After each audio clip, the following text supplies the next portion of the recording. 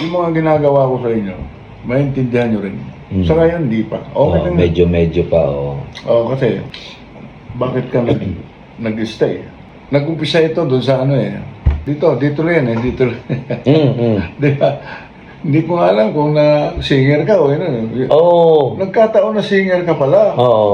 Dyan sa may Bunggo. Meron ano eh. Birthday yan. Pero meron din nga bentahan ng mga ano yan eh. Ano ba produkto yun? Yung For Life. Oo, kasi nga di ba, yung For Life that time.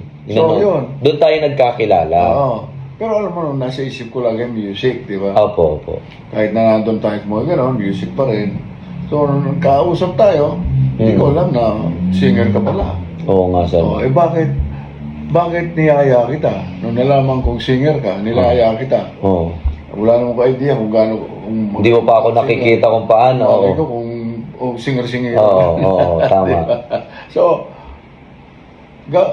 ang tawag doon, divine intervention. Divine intervention. Kaya yun ang tawag doon. So, yun nangyari na yun, kasi doon nag-umpisa ang divine intervention. Okay?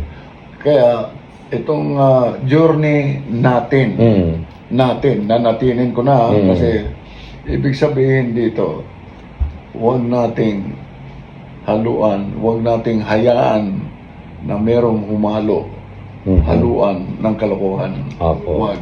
Huwag na huwag. Dahil na moment na binigyan natin ng kalokohan, bro, kinabukasan wala na yan. Pwedeng masira. Wala na yan. Yes. Sira na tayo. Tama. Ganun lang yan. Kaya, ang ating magiging samahan dito is based, ang pinagbabasehan natin ngayon, honesty. Honesty. Totoo yun, Sir Mike. Importante yun, honesty. Honest tayo. Noong time na yun na kinuha mo ako ng Sir Mike, sa totoo lang, aminin ko sa'yo, todo tanggi ako. Kasi, hindi ko todo tanggi. Hindi ko kasi 40 ang rock and roll. Balad din ako eh. Kaya sabi ko, alam ko kanta ng Hagibis, may sayaw, all those, dancer ako. Tapos, ang nangyari pa, teka lang, hindi ko rin 40 ang pumorma ng leather. yung pangkista na sinasabi dati, pangkista. Sabi ko, rockista, hindi ko 40. Kaya todo tanggi ako, sabi ko noon. Ay, hindi ako pwede dyan, baladir ako. Tapos ang sagot mo sa akin, Sir Mike, na pag-aaralan yan. Tapos, nagtanggi ulit ako. Ay, payat lang po ako. Yan talaga ang katawan ng Hagibis. Tanda ko yung sinabi mo. Maskulados kasi yung malaki katawan. Sabi yan. Yan talaga ang katawan ng Hagibis. Sabi ko, ay hindi, wala po akong bigote tsaka balbas. Ang huli mo sinabi, magpatubo ka na lang. Doon, sa madaling salita, shoot. Sige, ite-training na kita. Tapos na. Doon na nangyari. Tinanggap.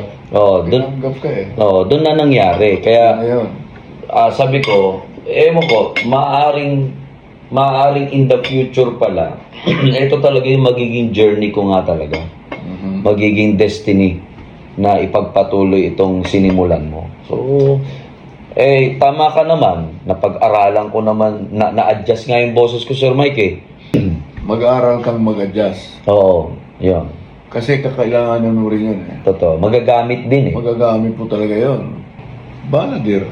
Baladir. Iba naman itsura mo, di ba? Yan ang ginagawa ko eh. You believe in me. Yan ang binilibang ko sa'yo.